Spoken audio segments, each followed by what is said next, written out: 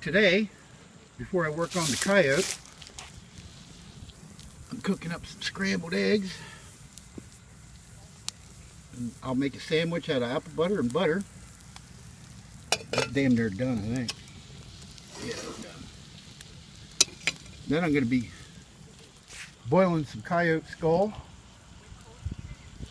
And another surprise for you. Okay, now I got my breakfast done, and for your viewing pleasure, got the old coyote skull ready to go into the water. And here is another secret I'm going to tell you. Guess what that is? That's a genuine coyote penis, roughly 6 inches long. I'm going to be drying that out and making it into something. You'll find out later. Water's getting hot. Got to stoke up that fire a little bit. Throwing in the coyote skull right now, boil her down.